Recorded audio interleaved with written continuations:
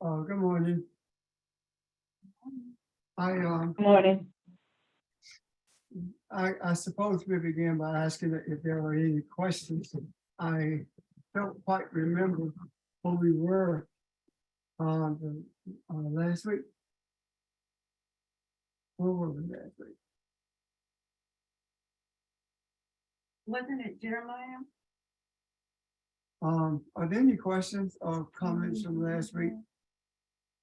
Nick was talking about doing. Yeah, Nick talked about that. Yeah. But shame Okay. on. Nick, are you on?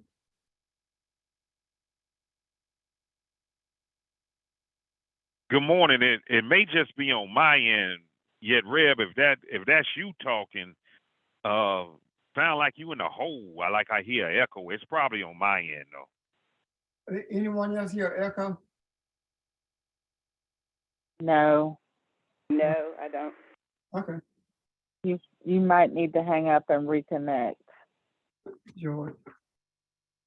Are there any questions? Nick, I suppose Nick is not on. I think he said this weekend he wouldn't be. Oh, okay, okay. Um. There's a lot that's taking place. This week alone. And. I want to see if there are any comments or questions about anything that you have. Read or something that's come to your attention during the course of this week. I want to make a comment.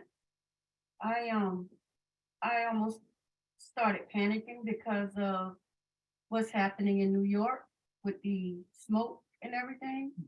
Because that's where my grandchildren are. And I almost started panicking and I think we talked about it, and I want to know, should they be moving back this way or to the south, or I don't know, but I breathe and everything, and I'm just concerned about them and other people as well. So, That was because of the fires in Canada. And the air is clearing now. With the rain today, it's supposed to be good in the good zone. It was very unhealthy, which means that it was the worst air in the world actually. So it's much better than what it was. okay. As a matter of fact, we got remnants of it also. We actually saw it in Union in summer. The air was kind of what? Yeah, you can see the smoke. That's how bad it was. Now, the question becomes why? But it's not just us. Remember, people in China have been and other nations have been going through this all along with this bad air all along. Okay, I didn't know that. Okay. And can think of it, and it's because mostly of American and British companies that's in China. They're making our products here. So the chickens just come home to roost. The question becomes why? If the earth is a living and breathing organism, then at some point, the organism began to push back. Okay. It begins to fight to defend itself. And the way the earth defends itself is the weather patterns, the wildfires, everything that's happening in the earth, even the holes that's in the ozone, everything that's happening in this earth is the earth pushing back. Because what's happening is universe is saying, you're gonna fix this or you're gonna die. Mhm. That's it.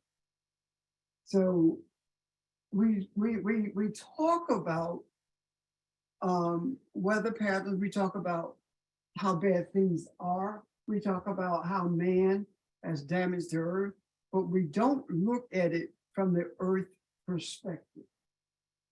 We don't look at it from the eyes of the universe. We've looked at it in relationship to how it affects us individually and collectively, without really giving any thought to how it's affecting the earth. Because if it is a living organism, then it has pain also. Otherwise, the scripture would have said it was groaning and mourning, waiting for our redemption. So that, and to many, it probably sound crazy.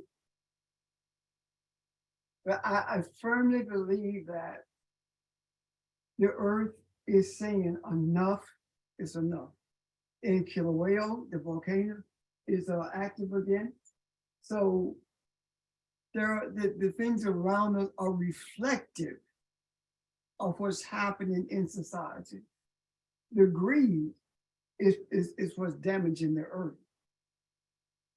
What's happening in society is a nonchalant attitude, or not a non-caring attitude about everything that's affecting man, as long as it doesn't affect the bottom line.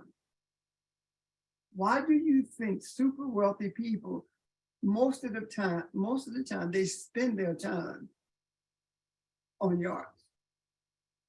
Because the air is clean. Mhm. Mhm. Why you think they're docking in places like in Italy? Because the air is clean. They've spent very little time here because they know what's going on. So this may sound like a conversation about environmental experiences or the environmental disasters that we're facing, but this is not about environment at all. This is about the spiritual nature of the earth itself. If the creator created everything, then everything has within it the essence of the creator. Why is it that you can talk to your plants and they respond? Because the essence is there. Now, the essence of the creator that's in the earth is your essence. It's the essence of us.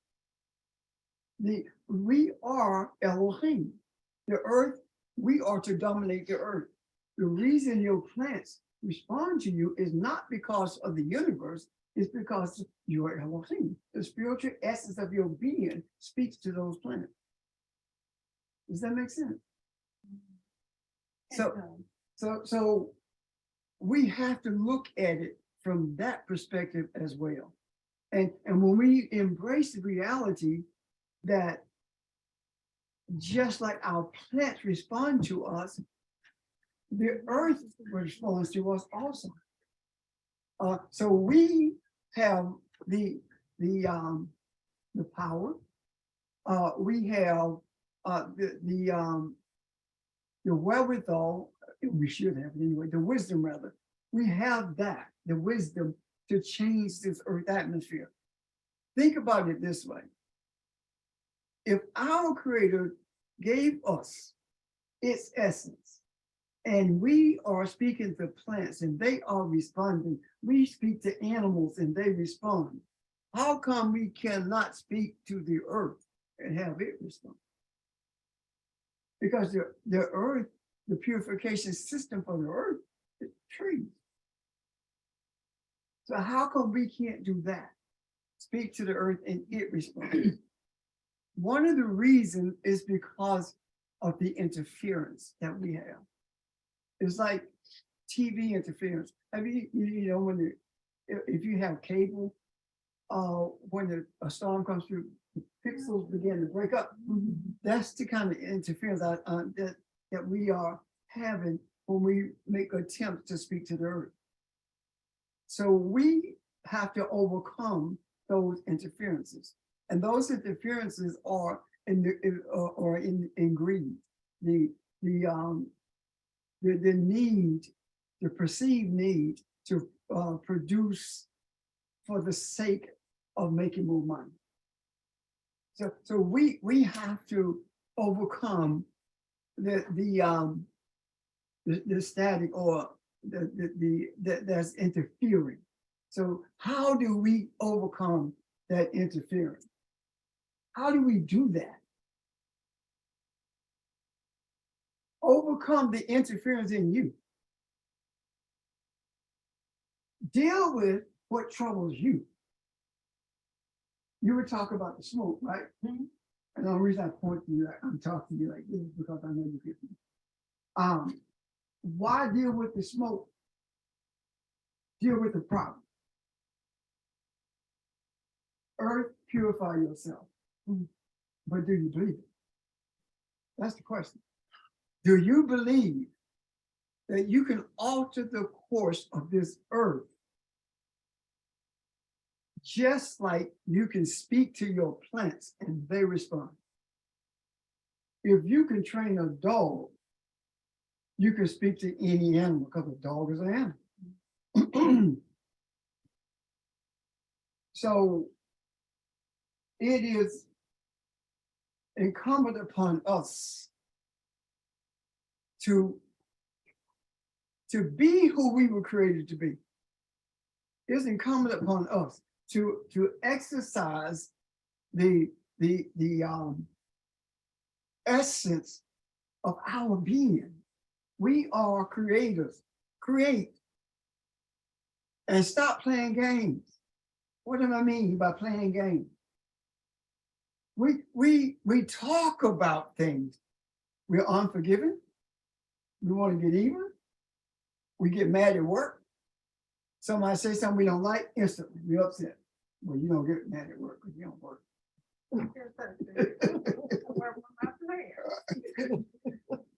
I mean, you see what I'm saying? Yes. We are so busy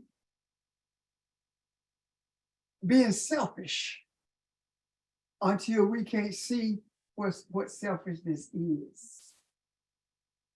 We talk about not being selfish, and we're not selfish with each other. I do not believe that. By and large, when the rubber meets the road, we're really not selfish with each other, because we will reach out to each other. We will do it, So, but when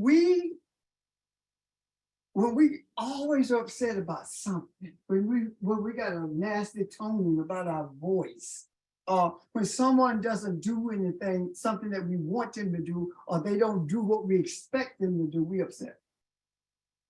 That's selfish. I don't have to do what you tell me to do. I am supposed to be anyway. I am supposed to be the master of this ship. And if I'm the master of my ship, then I must act like my head is bloody but unbowed. I must act like no matter what kind of damage comes to me emotionally, that I don't respond to it, or I don't react to it, rather. I respond to it. And my response has to be the type of response that is congruent with the response of our Creator. Otherwise, we can't create. How do you go create? How are you going to create when you are 2% of the time you express the essence of Elohim, and 98% of the time you acting crazy like you, like people. You respond in the way the society has molded you. Don't let nobody run over you. Don't talk to me like that. Just dismiss yourself from their presence, rather than get into a back and forth. You understand? So I think for the most part, at least from what we're talking about now, we need to work on ourselves. If you think about it, if Jesus deliverer, if we are that, then where is it that Jesus responded in kind? when they, the whole message about the crucifixion is a message to us. Father, forgive them. Right? So if we are saying to the universe, forgive them, if we're saying a room, forgive them, if we're saying that, this does not just apply to those tragic things, those traumatic things that happen to us. It doesn't just apply to that. It applies also if I get nasty with you. If we in a common conversation, right? And I like, who do you think you are? I just like all of a sudden, the first thing in your heart should be forgive and dismiss yourself from the God. You know what the first thing usually is? You don't talk to me that way. Yeah. That's the first thing. That's the first thing that. Oh, man, you're bigger. But that's the first thing that we do. We revert to our behavior that we say we have gotten rid of. We revert to the behavior that we say doesn't exist within us anymore. And we stick out our chest and say, it's not there because I am Elohim. No, you're not. You are in your mind, but you're not in your soul. I got a question in. You saying that we are Elohim, but aren't we still working toward being that? Because the transformation doesn't happen overnight. It's a That's not what I'm process. talking about, baby. Oh, okay, so that's what I'm That's not what I'm hearing. talking about. The Okay. 2% of Elohim that we operate on, Mhm, that we function with, that 2% that I'm talking about, mhm. that 2% stays there Is it gonna always No. be there? as long as you act the way you act. As long as we respond in if someone is being abrasive or negative towards us, and we respond the same way, even in our thoughts. You know, I cuss them out of my head. Even that is negative energy. That's selfishness. Because they have a right to say what they want to say. But you also have a right to dismiss yourself from their presence, as opposed to embracing the negative energy that puts you in the same category for the one who's cussing you out. Does that make sense? Yeah. So when I say the 2% remains, it's because we keep reverting to what we've been conditioned to do. So when are we going to get to 5%? When are we going to get to 60%? You understand? Now, Evelyn said it doesn't happen overnight, and you're absolutely right. It doesn't happen overnight because we won't let it. We can be changed in an instant. If we say it doesn't happen overnight, it gonna take me time, then we're not living in the now. We are living in the future. And the future doesn't exist. Does that make sense? Mhm. We're living, what we're actually doing is pushing it off. When we stop saying something is going to happen and realize you're a spiritual entity, you influence everything, therefore it has already taken place. It has not manifested. And we've talked about that in depth quite a bit. How things are in, when we talk about the change in the weather pattern, we talk about the change in the earth, speaking to the earth, those kinds of things. When we talk about those things, we're always futuristic with it, as opposed to understanding that it's happening right now. Because if we don't, every single time that we say something, especially spiritually, is going to happen, then you're not living in the now. You're not living in the present. You are living and a space that's not designed for you to live in. And that's that linear space.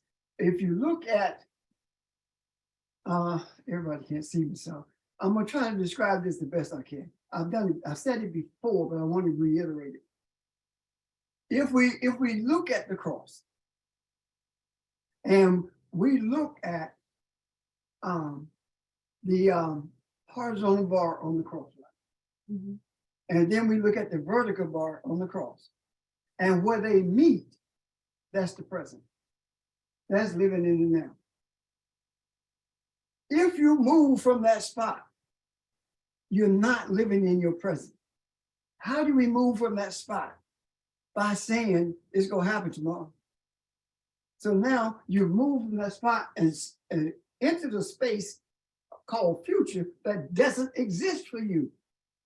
This is an illusion because when you get there, if you ever, you will see it's not what you thought it was. No different than when we first started talking. What did I say to you guys? When you see God, it won't look like what you think it looks like. That's what I told you. Yeah. So when we saw God, it looked nothing like we thought it was going to look because it looked like us. And none of us thought that it was going to look like us. So why is it that it happened the way it did? It happened the way it did because the Creator is so lenient with us. It gives us the space to learn. Movement in the spirit is based on the depth of your dedication, your desire, your consistency. That's what it's predicated on. So when the earth is going to continue to be harmed, injured, and crying out, fighting back with storms and with hurricanes, fighting back with wildfires, fighting back with earthquakes, and all of these things that the earth is doing is saying, leave me the hell alone, or leave me alone. That's what the earth is saying. Back off. But the people who are in this earth, who know who they are acting like something they know they're not because of how we interact with each other. How can you say you love me and hate your fellow man? What does that mean? How can you say that you are one with me, that you are just as I am, and yet you act like a mere man, especially when you get upset? Especially when you get upset. Any questions or comments? I have a question. Okay, I thought you did when you leaned on your hand. Good morning. Going back to the 2%. Well, I guess I have a couple of questions. So if we are Elohim, we are Elohim 100%, right? It's just that we only allow ourselves to deal with 2%. Yeah, to function, 2%. And we suppress the rest. Yes. Because we don't quite believe in it. Right. Now the numbers I threw out there, they are arbitrary numbers. 98%, 2%, because they're right. Yeah, I understand that. So you're saying it's desire that allows us to exhibit 100%. And it's just when we say we're it. And be it. Right. Be it. Mm-hmm. How do you be it? By not being who you were. But your attitude, your emotional responses determines who you are.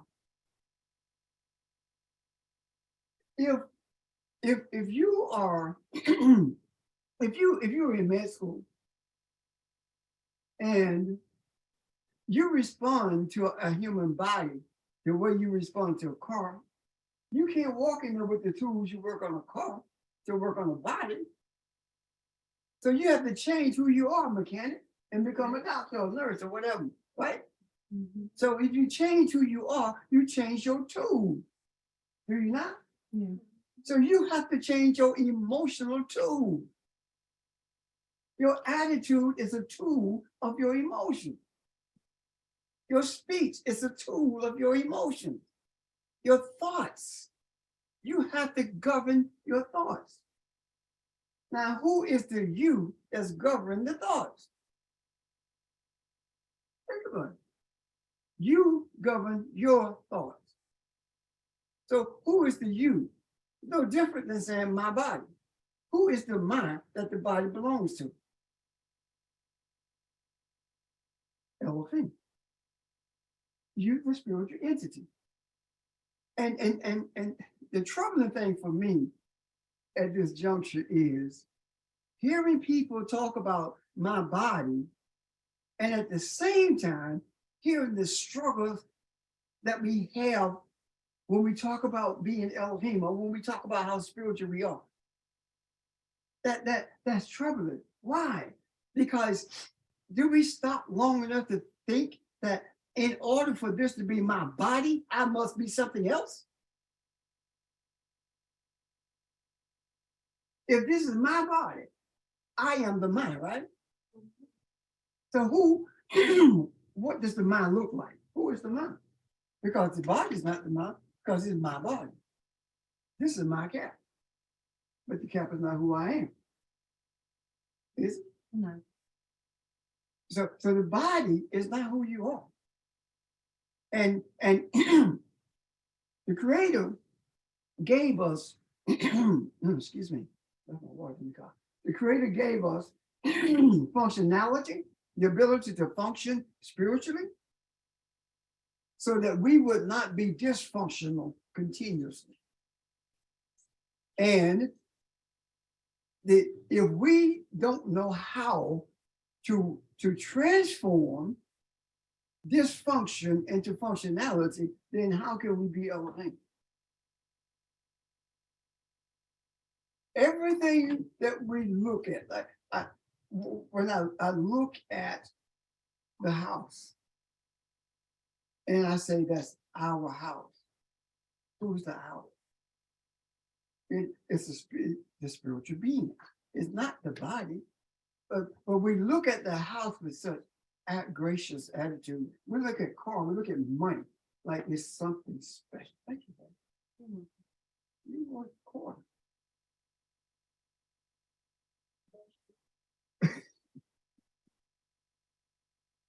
We look at things like they are God. Don't touch my car. I'm famished. You can't get outside my car. I mean, I know somebody who they take a trip, him and his wife, and they get out of the car and the rest of the eat. They don't eat in the car. What kind of system is that like? The thing that I understand taking care of your stuff. I understand that. Being appreciative for being able to have it. I understand that. But to the extent that you are going to place it above a human, a person, but come on. What's more important? When Malika had an accident, she wrecked the Volvo, and everything on that car was bent except the grill. I mean, nothing could be said. I have never seen a car with bent all over. I mean, literally everything was. And when I got to her, she said, "Daddy, I wrecked your car." I said, "No, you didn't. It's okay. How are you? I didn't love the car." How many people are like that? If I let you drive my car and you have an accident, I'm upset with you? That makes no sense to me. I mean, it's not like you did it on purpose. And if it wasn't supposed to be, it wouldn't have happened. Think about it. We're changing our minds. I'm sorry, changing our thoughts is not the easiest thing we can do, but it is the easiest thing we can do. It's not the easiest thing we can do because we think it's hard.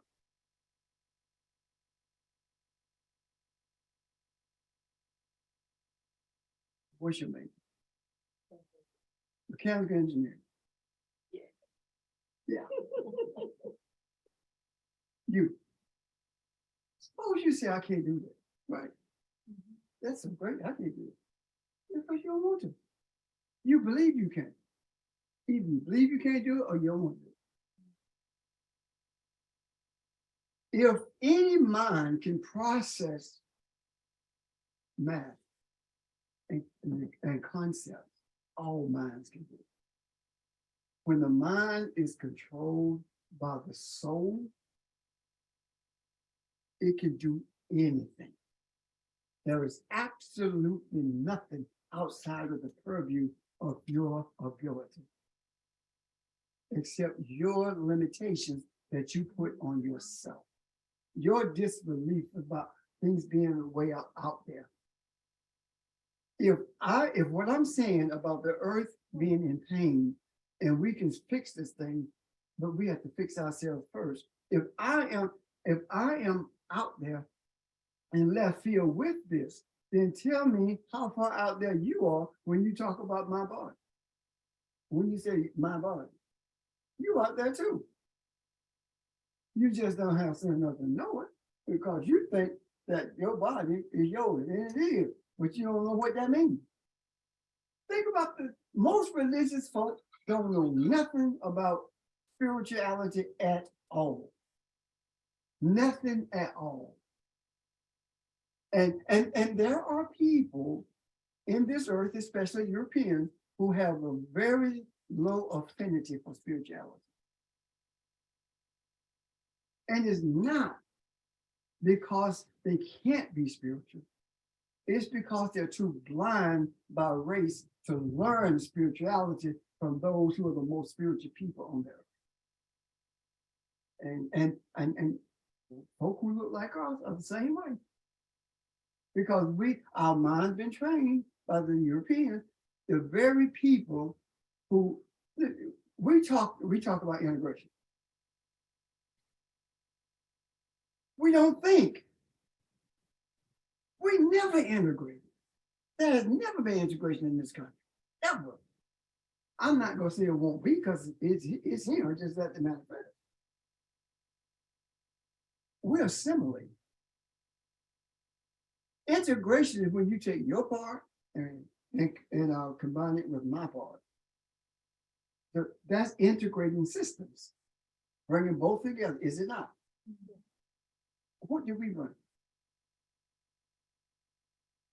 What did we bring? What did we bring to the table? Our desire to be white. That's what we brought to the table. Yes. Can we argue it was also the desire to be accepted? Same thing. Yeah. I like that desire to be white because that's what being accepted is. I mean, think about it. We were not allowed in gated communities, so we built gated communities. We moved out of the inner city because they say the inner city is bad. We are afraid of each other because we are murderers. Don't you know that the murder rate in the white community is no different than it is in the black community? But you don't feel it. Think about that. We have the power to change that. So that's what I mean when I say the earth with these fires and earthquakes and stuff is responding to the brutality that's being inflicted on you. That's probably why we're seeing more, well, people are seeing more UFOs and things like that. because I wonder if there's not an entity out there trying to protect us from ourselves, in a sense, because they usually are located near nuclear facilities or military bases or bases where they have the Weapons. ability to shoot off missiles and things like that. So maybe the vibrations, and it's not a maybe, if in fact we are all vibration, vibration is not only here on Earth, but throughout the galaxy, throughout the Absolutely. universe.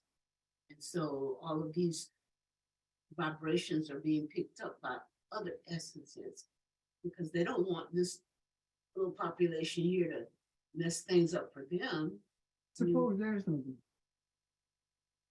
Well, them is us. Suppose they are appearing because of our desire to make things right. That's true. Suppose suppose we are creating it with our soul. But someone has been creating them for years and years and And years. that's where I'm going. That's where I'm going.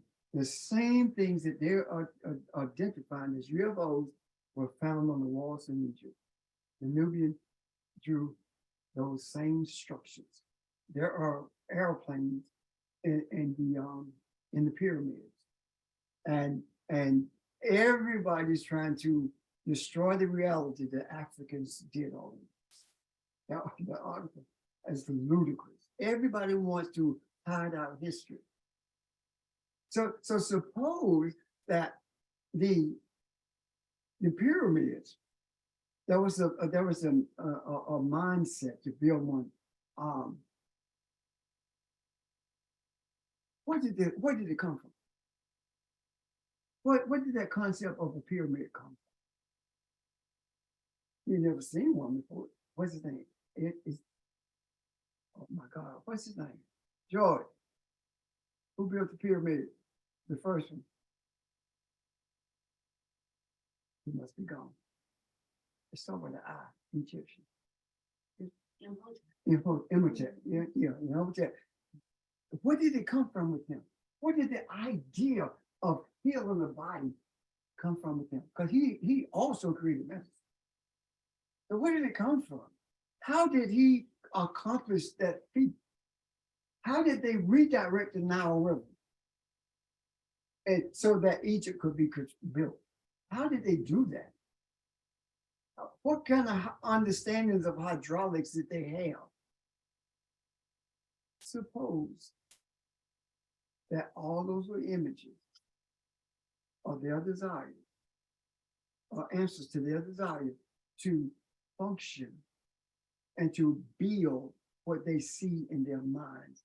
And suppose that these little people were drawn around these, we'll call them saucers or whatever. Suppose these are the people who we manifest. Suppose they are a manifestation of those thoughts. We have manifestation of thoughts all the time. We don't think about it that way, but we do. Where things manifest, our desires manifest, don't. I mean, we have seen a manifestation of the openness of a brutal society like we've never seen it, because we desired it. And everyone who hears my voice, you know that there is no one on this earth who believes that Donald Trump could be president. Nobody thought he could be there. Not even him. He didn't think he could be president. So what made him president? What changed? How did he beat Hillary? Her arrogance set her down. Her racist innuendos put her in a different space. But that didn't do it. Our desire was for everything that can be exposed to be exposed. You remember that? Now, We did not know how we're gonna look. We said we're not gonna shape it, but guess what? We manifested Donald Trump as president because God in heaven knows that that man has exposed everything, everything that God had, he exposed. I mean, think about what he has done. He has shown us how the system works behind the scene. He's shown us that manifestation came through our desires. That's why your desires have to always be in your present, not in your tomorrow, not in your yesterday, in your present. Because if it's in your tomorrow, tomorrow never comes. There is no such thing as tomorrow. It doesn't exist. Every time you get to that place you call tomorrow is today. Every single time is today. So tomorrow, there's no existence of tomorrow. Does that make sense? It's always today. So if we are not to take thought for tomorrow has enough troubles of its own, the scriptures say, then why are we thinking about tomorrow? I'm not talking about you gotta go to work, Monday. I'm not talking about it. I'm talking about in our everyday existence, in our interactions with each other. So why are we thinking about tomorrow? I'm gonna tell Vermeer off. I'm gonna get it. Why? If you think about today, you don't sit in the best.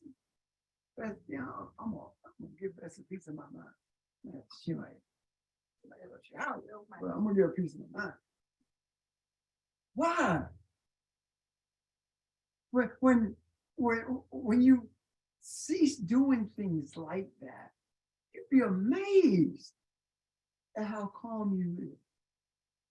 The calmness in you'd be amazed at how the noise in you is quiet. You'd be amazed at what you are able to see, not with your eyes, but with your eye. You'd be amazed. We talk about, well, I felt uncomfortable with this person when they walked in the room, don't we? We talk about that. We talk about our discomfort with that. Are you cool? Are you chilling?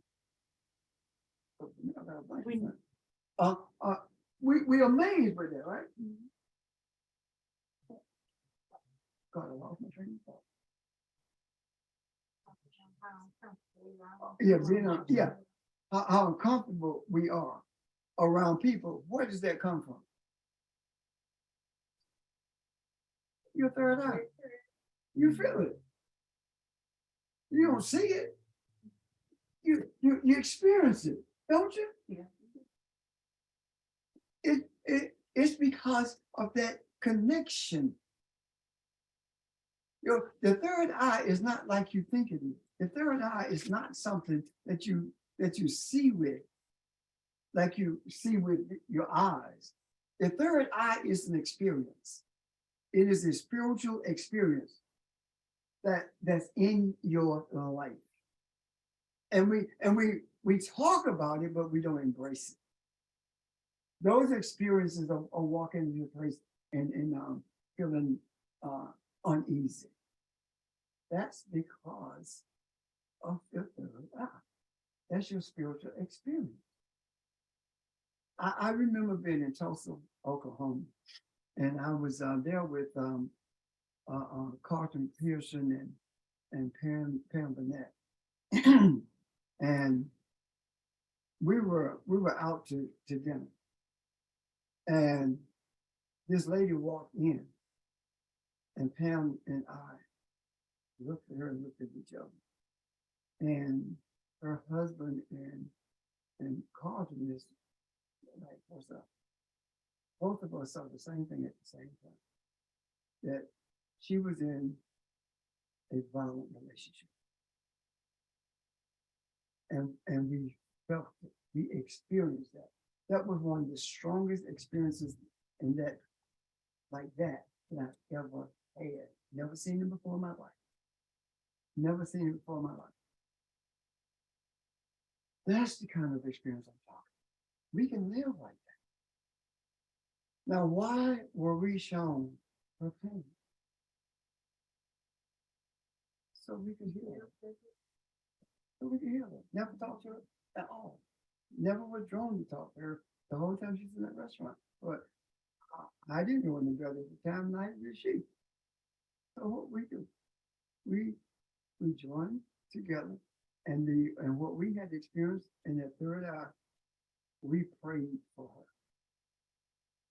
And there's nothing in me that would that makes me feel like a change did not occur. Now, we didn't understand prayer, then the way we know it is now, the reality of it.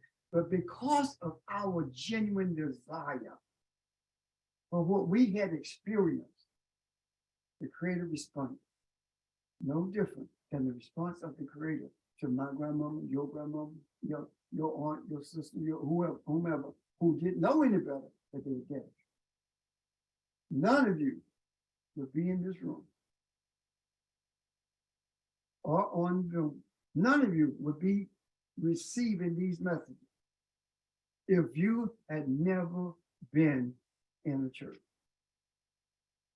If you have never had a commitment to God, you wouldn't be in it. You wouldn't be listening.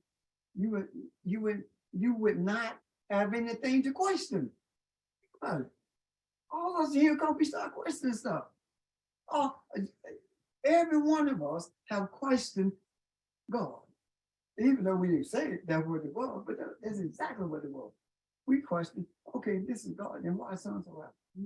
We've done that many times. So it is your genuine desire that changes things. Your desire brought you together, brought us together as a unit.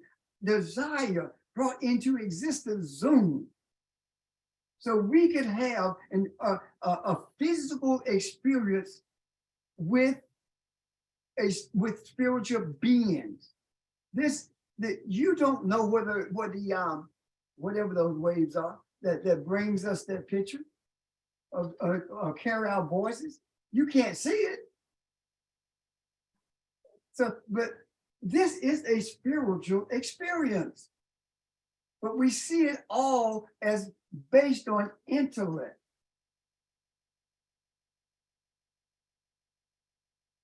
If you go to the Egyptians, you will find that they had computers.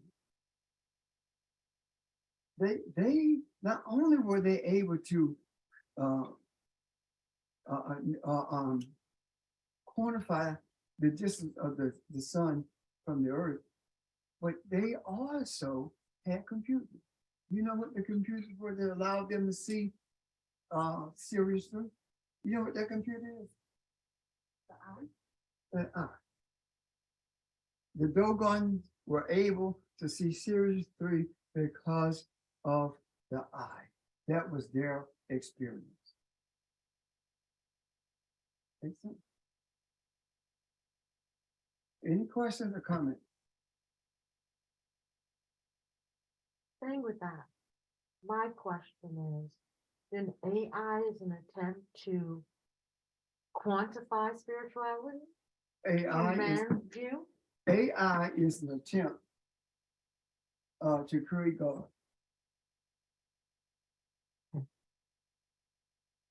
AI is an attempt to create God. What do I mean by that? Those who do not realize that they are already God, already Elohim, that's who you are trying to bring into existence something that they can look to for direction and manipulate it to help you or hurt you. That's the lack of integrity that people have who are working in the industry. What is it? The tech industry. This is how they think. I mean, AI AI makes a computer, a current computer, look like a typewriter. And you don't even know what a typewriter is. Yeah, So then the gentleman who went before Congress, is that the creator that is in him? That's his cry out to, or is that his cry to himself? No, may I help you? yeah, He went before Congress because there is a desire in the universe that things be made right. And things be made for the benefit of humanity as opposed to the pocketbook. We have the ability to handle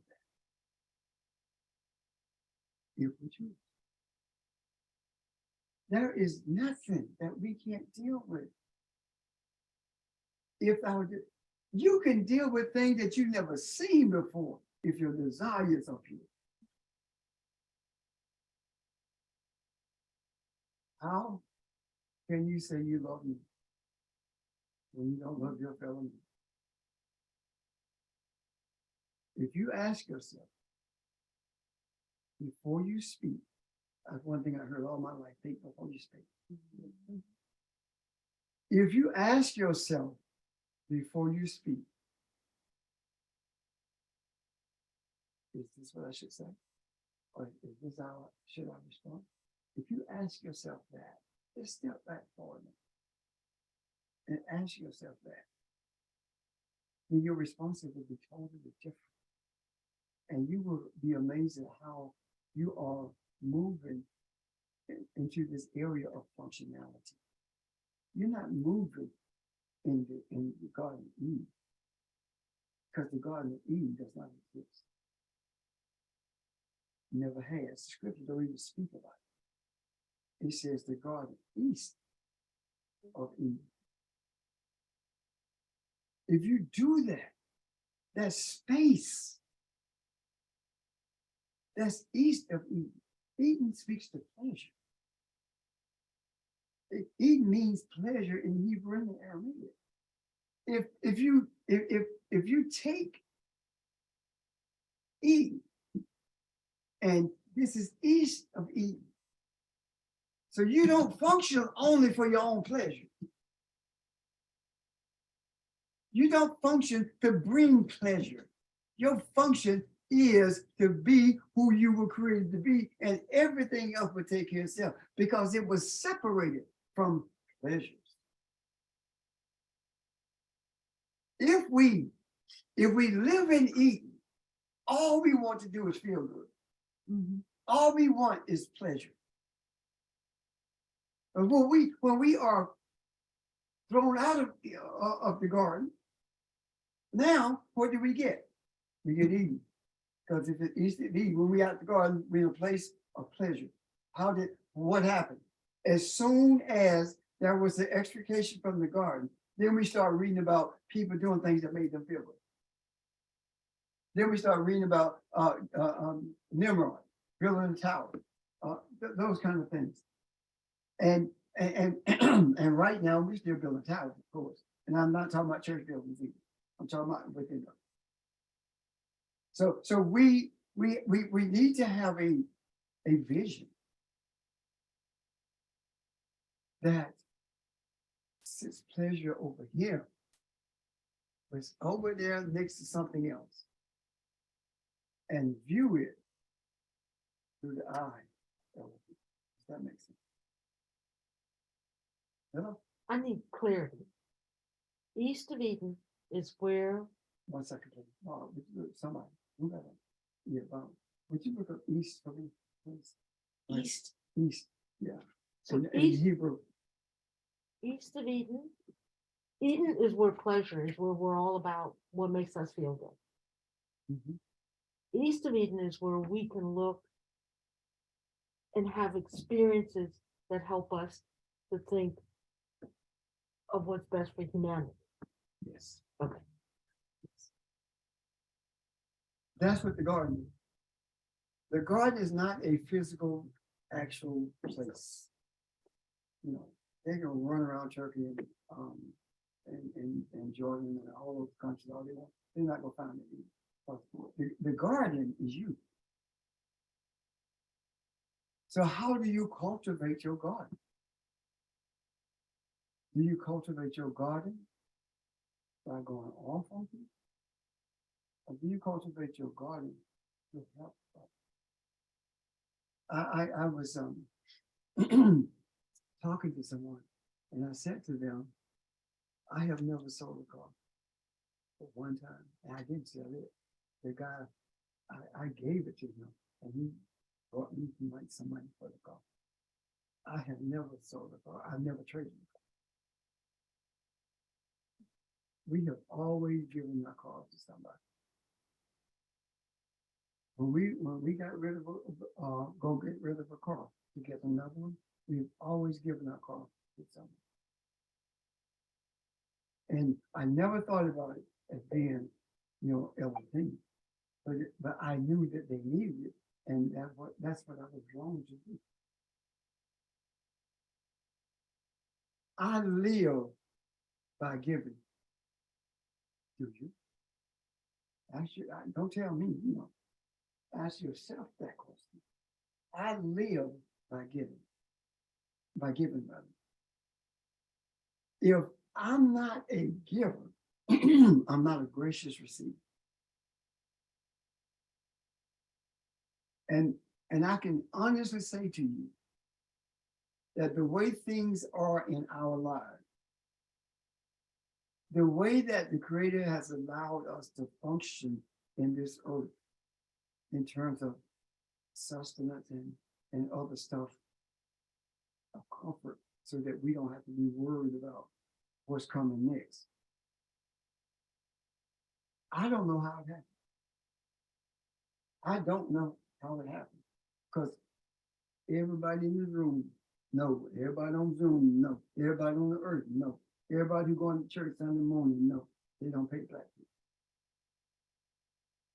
We don't get paid like white people. We don't get benefits. We don't get none. But only thing that happened was my statement to the Creator. And it wasn't the Creator then, it was God.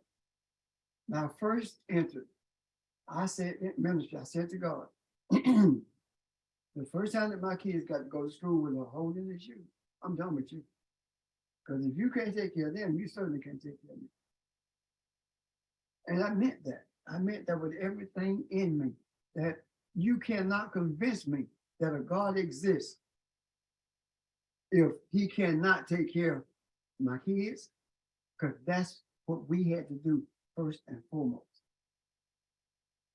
You can't convince me that he exists.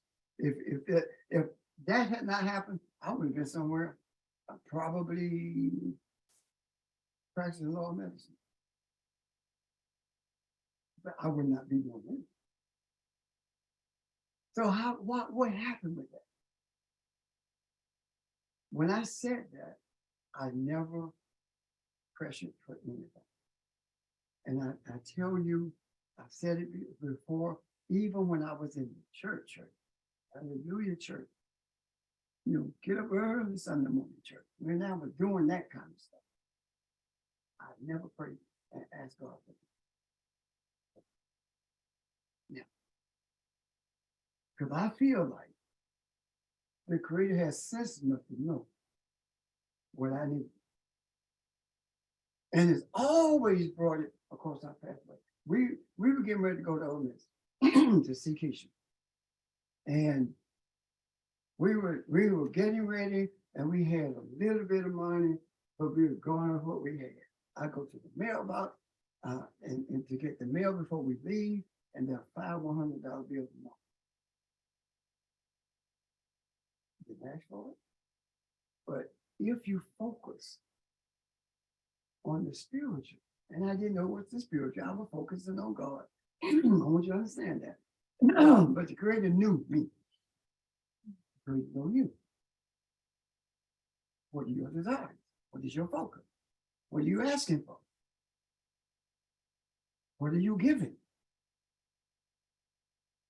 what's going on with you that, that allows you to function the way you were created to function. Here's something I don't like. I cannot stand that people will reach out to me, be kind to me, will give me anything that I need if they have it, and won't do it for you. Why do you do it for me and won't do it for anybody else? Because if you if you're doing it because you're trying to kiss up to me, I don't play that game. No, I don't need nobody to make me feel good. I don't need nobody to put me on a pedestal because I would jump down every time. I'm not on a pedestal. I don't need that. What I need is for mankind to see who it is. That's all I need. That's all I need. And everything else will fall into place. Does that make sense? Questions or comments? Anyone? Zoom, people online? Anyone? Questions, comments?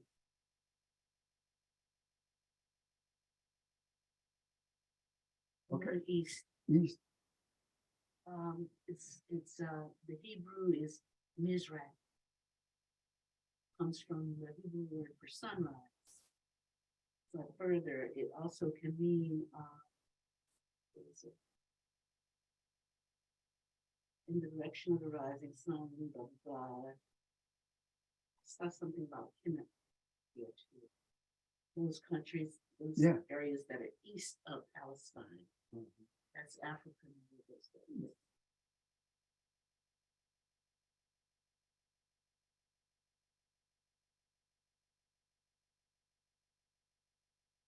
I'm gonna tell you something. Yeah, there's one more.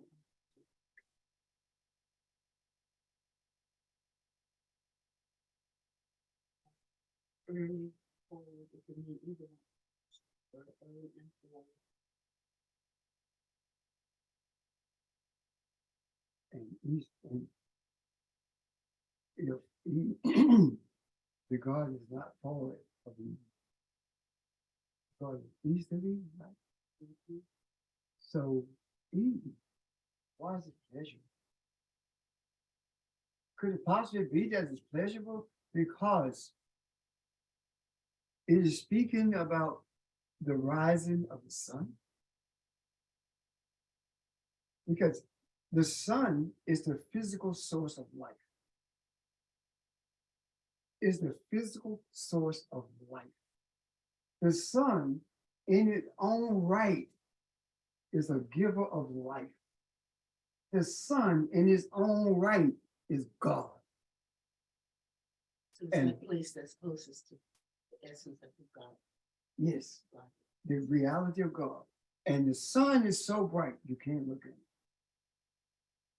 So suppose that, there ain't no suppose in it, it's just the reality of it. There was no sun god in Egypt that they worshiped, but there is the sun that they respected. And they understood the movements of it. They understood the nature of it. And they understood that without the sun, nothing lives. That's your physical reminder. Not only of the giver of life, but it's also your physical reminder of the essence of enlightenment that is available to us. It's also your physical reminder that no man can look at God and live. You're looking at the face of God and live. What does that mean? That doesn't mean you're gonna drop dead. That means that you cannot look at the countenance of our Creator and remain the same. You die to self. And when you realize that, and you look in that mirror and you know who you are, you die. You die to all of those attitudes that you have. Yes. And the sun is a clear reminder to us of that. So eating is pleasure, right? So let's take our pleasures, I said earlier, and sit them over here. Pleasure yourself in the Lord. What does that mean? It doesn't mean speaking in tongues. Does it mean running up and down the aisles and sweating and falling on the floor and rolling and hollering? Nope. Delight yourself in the Lord, find your pleasure in the Lord. That means that you are to see joy in learning who you are. And you're not talking about external pleasure, you're talking about internal pleasure. Yes, yes, absolutely. Yeah. The internal pleasure of your exploration to find out who you are. Right now, you don't need to find out who you are. You already know who you are. What you need to do is find out how to function. Learn how to function. Teach yourself how to function as Elohim. That little slow their hand out there, what would Jesus do? Go to the cross. But if you ask yourself, what would Elohim do? What would God do? You're asking yourself. You literally are asking yourself, what would Elohim do? If you're the essence of Elohim, then what would the essence of your being, what would the being that created you do in this situation? Would he belittle someone? Would he purposely hurt someone's feelings? Would he take what he knows and use it to browbeat people? Can't do that because he knows everything. And so do you.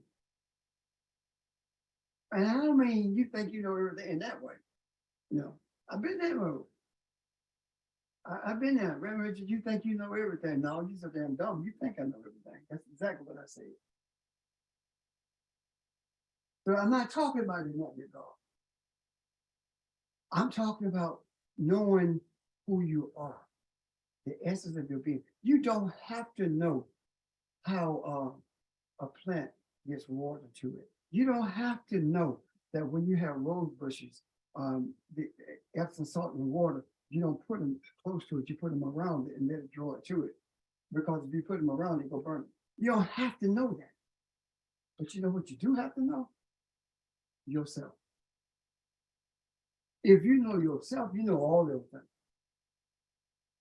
Does that make sense? It does. And now make a comment. Sure. We are learning who we are. But I feel sometimes I don't know how powerful I am. And I'm only speaking about me. And I think that's why I may act or say things at times. But I am learning who I am. I am in the process of learning. And the reason why I said that, because I think about what you said, how we're making changes in the universe. So how does that relate to what we're talking about now? If that makes sense, what I'm saying. You know who you are. You make a change. That's what you say. Yes. Don't make change. Do Be you the change? change. Because if I change my attitude, I'm going to revert to it. But if I am the change, there's nothing to go back to. Peter said to Jesus, there's nothing to go back to. We left, what was he saying? He wasn't talking about a boat. He wasn't talking about his fishing business. If you go to church, that's what they're going to tell you. Peter said, to whom will we go if we leave you? We have forsaken everything to follow you. That wasn't talking about his boat. He was a fisherman. He was not talking about that. But every preacher I've ever heard say the same thing. He gave up his business. And yeah, all right, because he gave up his business. And none of them don't want to give up anything. But he gave up his business for that. That's not the truth. Peter was saying we gave up everything we were to be who we are. That's what Peter was saying. We gave up everything that we were. Because if he had lost his business, when Jesus was resurrected, what did they get the boat to go fishing in to have a fish fry on the beach? Remember, Jesus went to them? Yeah, So if he had given all of that up, where did that come from? Did he go buy another one? He had no money. Because they were living off of donations, remember? So this is talking about forsaking everything that you were to be who you are. Now, hear what I'm saying?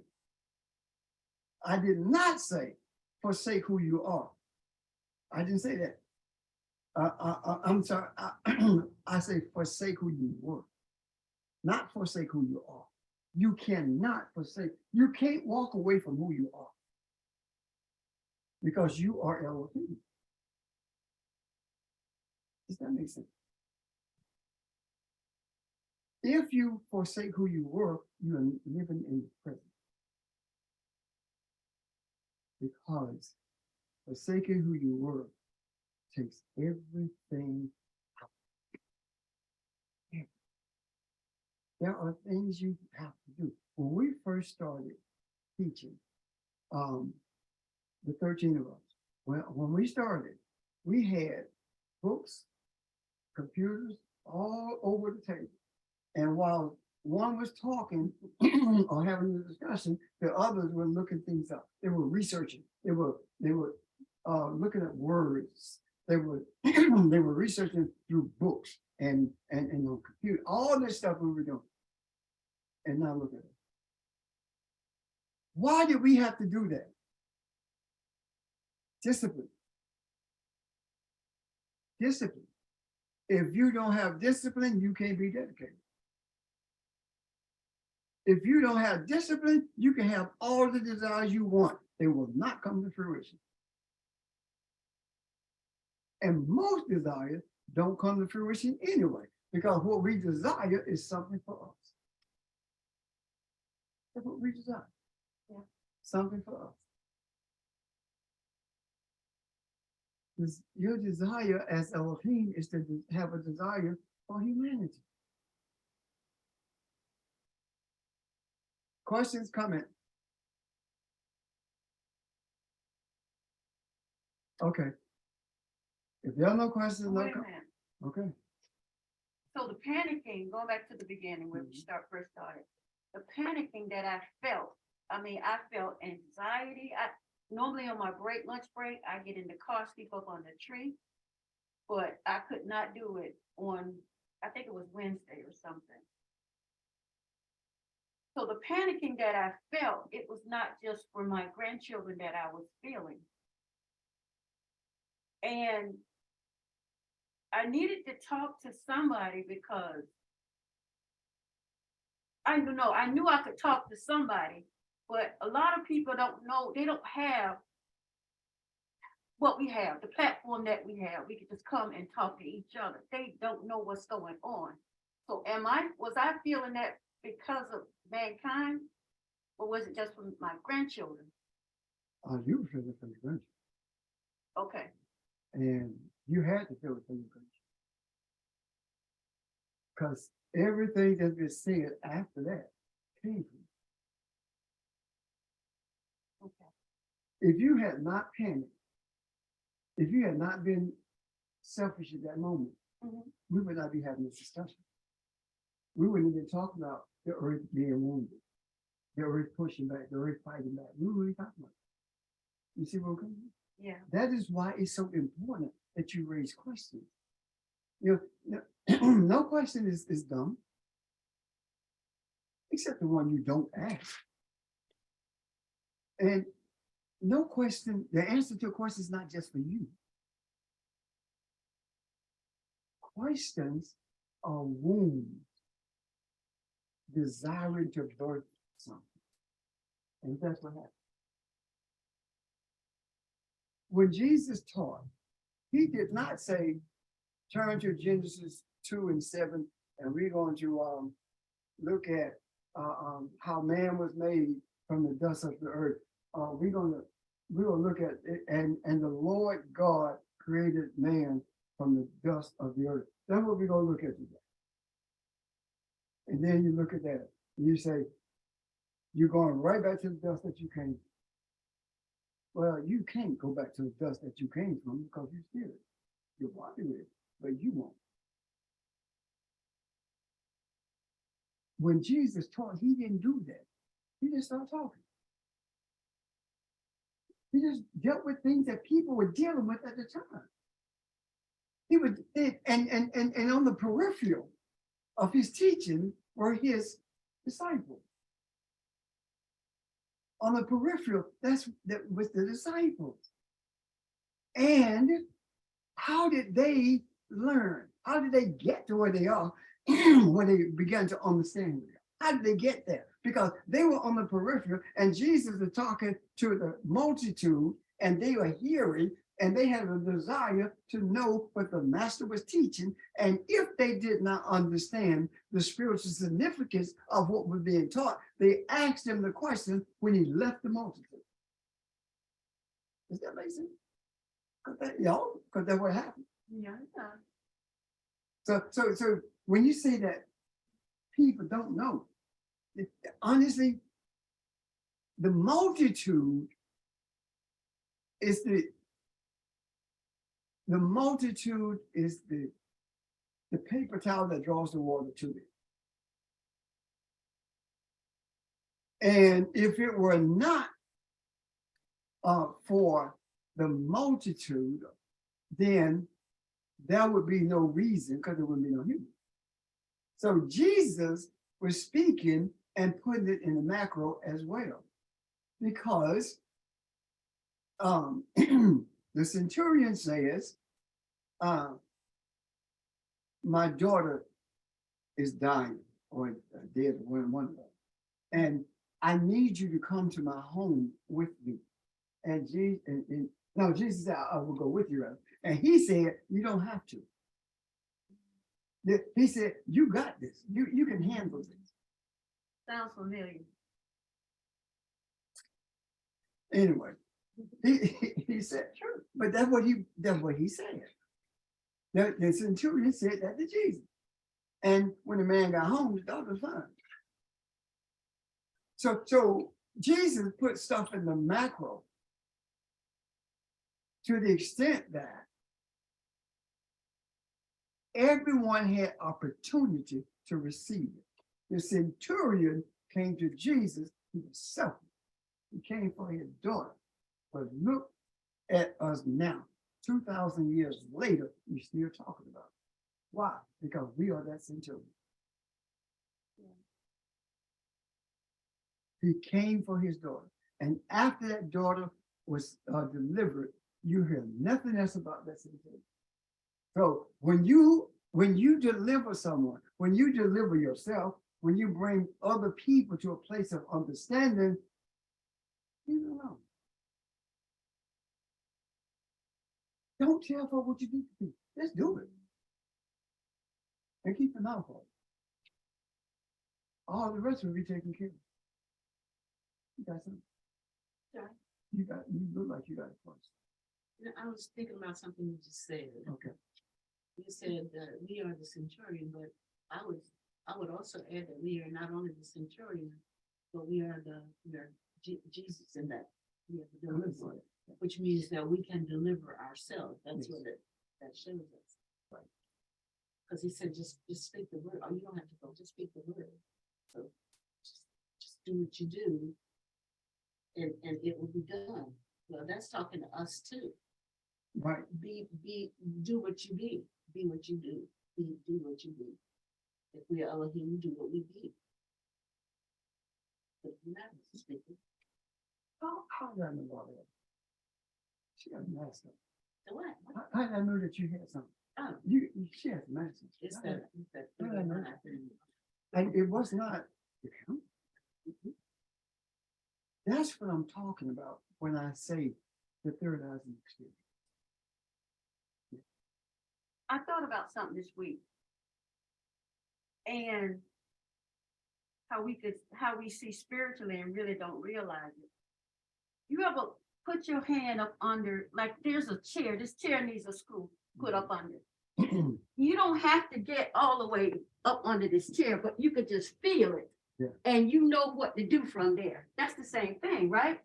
That's a physical example of the spiritual truth. Right.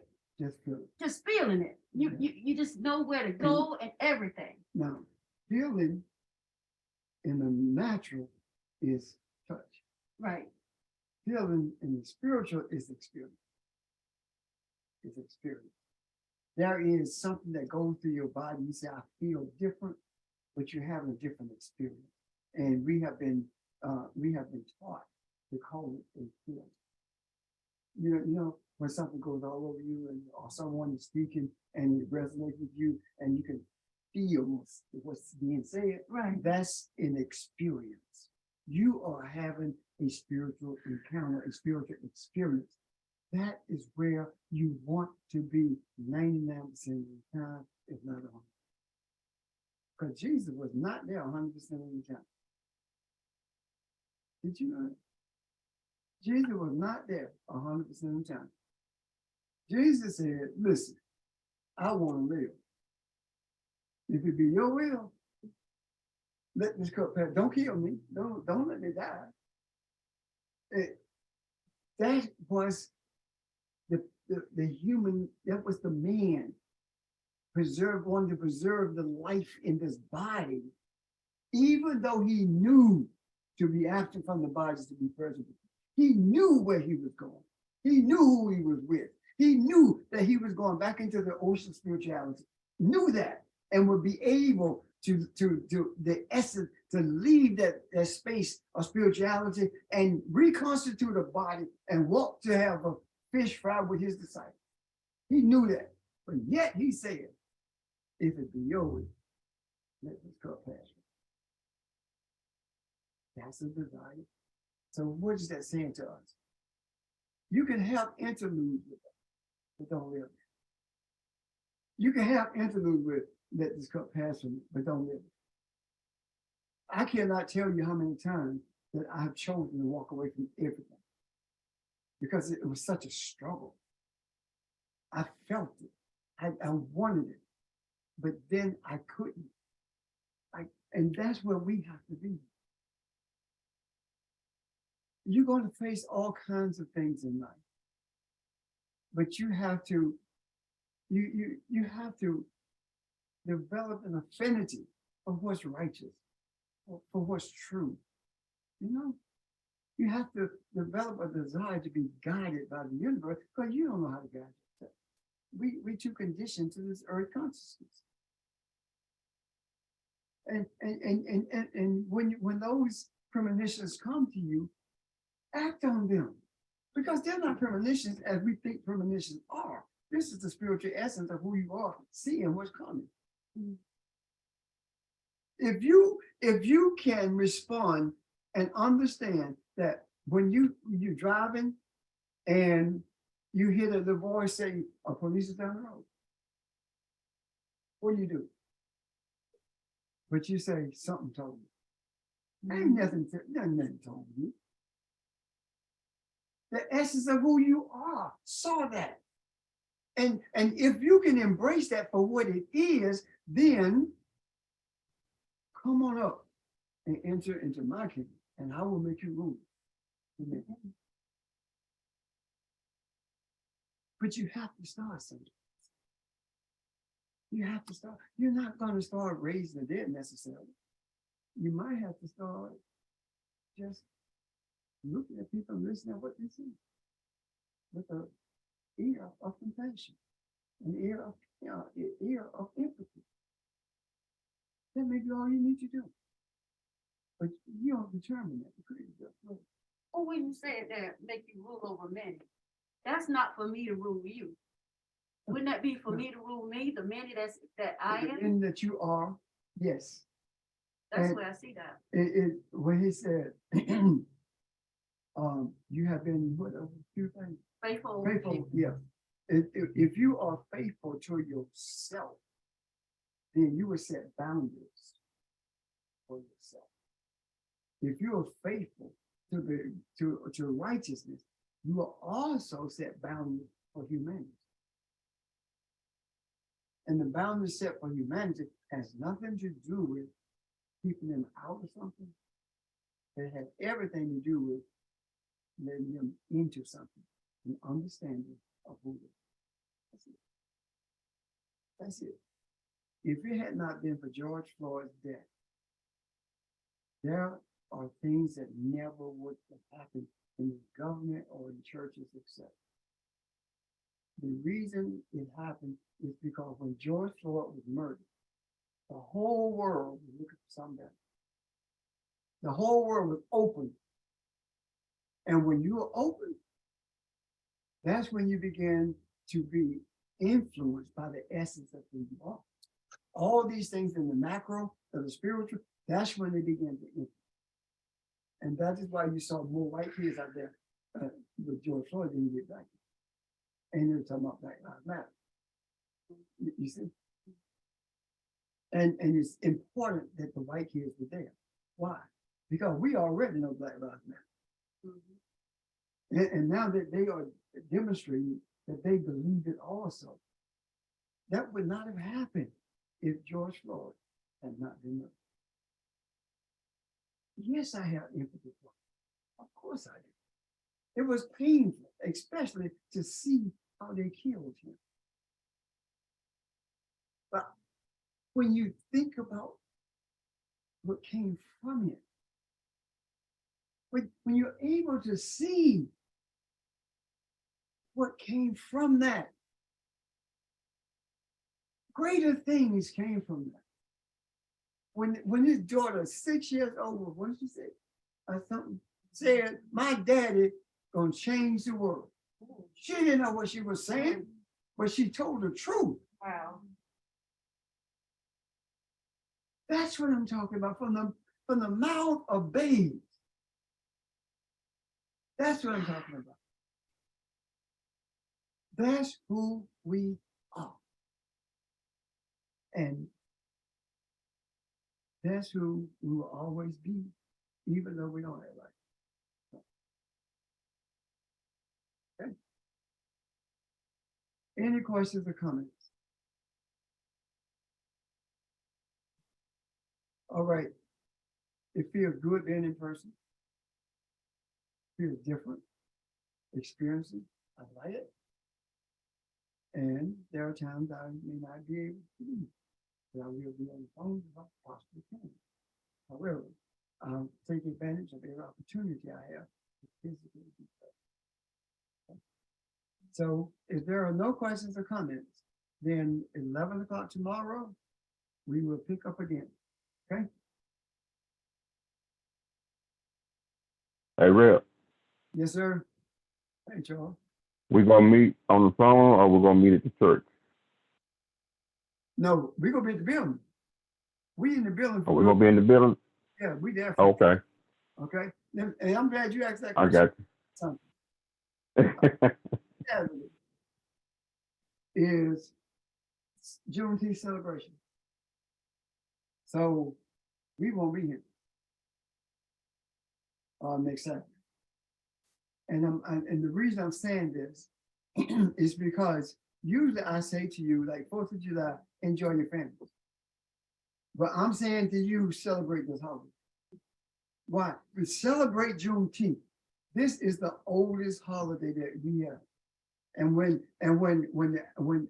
enslaved people were freed in New York, I think it was 1798 or something like that. When they were freed in New York, they celebrated their freedom on the 4th of July, and they were killed. A mob came in and beat them to death and shot them because they said, you niggas are not going to take our holiday. So we're not meeting by Zoom We're on not meeting, period. Saturday or Sunday? No, Saturday. Saturday. Yeah. We'll meet on Saturday. Sunday. Yeah, no, Saturday and Sunday. I need to say that tomorrow. Help me say that tomorrow. Okay. I want us. Let me give you an example, and I don't like really talk about myself. When I moved back from DC, I heard nothing about Juneteenth anywhere in the state. Okay, some people know. we had, organized a Juneteenth celebration at St. Paul, the church I went to. And we had strong participation. Then, you know, you guys know, we had the Juneteenth ball. Yes, remember? we did. And since then, have you not seen how things have grown exponentially? I mean, since then, so I'm saying that if we don't respect,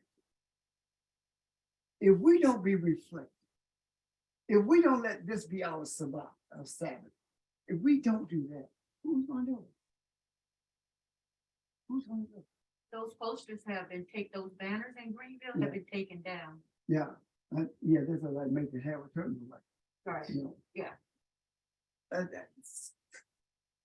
The evidence is all over the place, all over the place.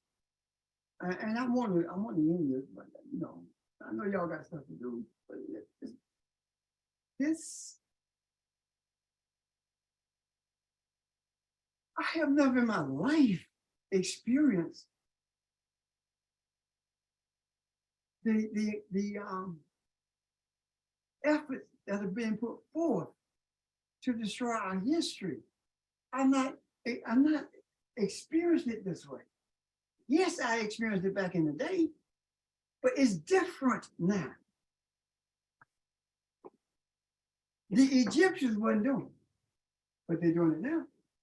Anything that's Afrocentric, the Egyptians are trying to get rid of it because they are not Africans. They are Arabs. Where did they come from? They came from Eurasia, the area of Europe and Asia, where the Asian and Europeans intermarried, had relations. That's where they emanated from, in that area. They are not African. Saudi Arabia, same thing. They are not African. That's why it's so easy for them to disown everything about us.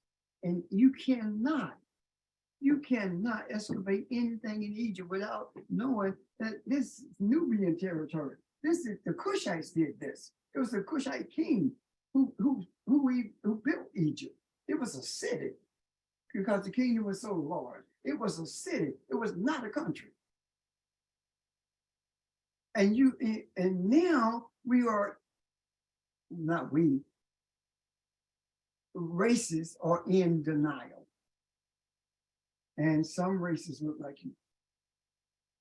Yeah. If you support races, you're racist. It's almost like, you know, when the king wanted to wipe out the boy babies, the Hebrews, the seed. It's almost like that's that same kind of intent, if you will, that they want to wipe out the African seed, whether it be cultural wars, whether it be education and not talking about Black history, or whatever it is. And it's almost like we have to save them from themselves because they are us. They emanated from the cradle of Africa. And so they're trying to wipe out that track of, they're trying to go westward again. In other words, instead of going eastward, they're trying to go westward again. The further they get from Eden, from pleasure, and from east of Eden, the more selfish, the more aggressive, the more that's what I see going on. But you know what I was thinking when you said that? The best thing that they can do is to make attempts to erase our history. This is why it feels different.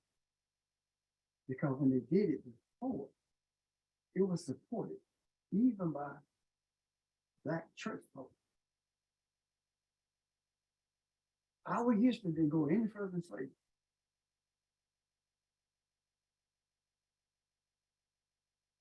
the more they do it now, the more exposure you get. That makes sense. The thing that you meant for my bad, Mm. Elohim meant for my good, Mhm. for my benefit, is beneficial to me, even though you're trying to destroy me. Can't do that. Can't do that. It's like whack-a-mole. You can't do it. Just like if you look at the Native Americans, the Chinese, and us, all of us were enslaved in this country. The only ones who thrive are the Africans. There has always been efforts to commit genocide against us. There's always been efforts to sterilize, like in Mississippi, Fannie Lou she couldn't talk about what they did to her without tears. Well, you put it this way, in private space. In Mississippi, they were sterilizing women, African women, and not telling them. They told them that they were doing appendicitis, they told them they had an infection, and they all kinds of things they would tell an African woman, and they were sterilized. They would remove her. That's what they were doing in Mississippi. Do you think they weren't doing it here?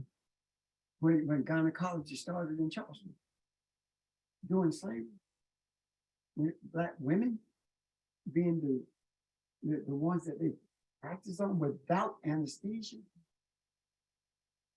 And that to this day, that's why we don't get proper care when we go to the hospital, because we don't feel pain, according to them. That's why you've got to be an advocate for yourself. You've got to be an advocate for people around you, because if you don't advocate, they will take advantage. Last thing. Out of everything that's on the periodic chart, there is no melanin on that chart. There is no life in the earth without melanin. You can't hear without melanin. You can't see without melanin. You can't taste without melanin. You can't exist without melanin. And it doesn't take but a little bit. So if it's that important, and it is, why is it you don't hear it taught in med school? You don't hear anything about melanin. You hear about everything else in your body that they know of except that. But just because it's not on the periodical chart now doesn't mean it's not. No, absolutely, it doesn't. It doesn't. That in itself shows a common thread of racism throughout education, no matter where it is.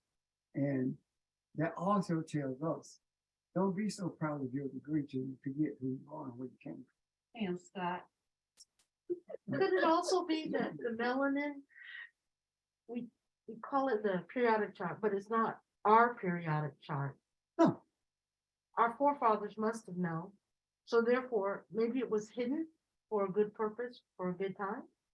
Can we see it as that? I don't believe it was hidden because they knew it existed. They just didn't talk about it. When med schools were established, Mhm, and they began to learn about the chemicals and the chemical makeup of the body. mhm. When they know that melanin is there, but they also know what they were finding. There was So they an- chose to leave it off. yeah, there's abundance of melanin in us, a little bit in them, and melanin speaks to intellect. Melanin deals with everything in your body, everything. So if we got more of it, let's just talk about that. Because then, and here you running around with calling yourself white power with a gallon of milk as your symbol. And the only Africans can't process, what do you call it? Digest milk. And you the only animal on this earth who can digest milk. And we can't digest it. And no one other than humans drink another animal's milk. We the only one who drink another animal's milk. And if you can't digest it, doesn't that tell you something? Yes, sir. That you shouldn't be drinking it? Doesn't that tell you something? Yeah.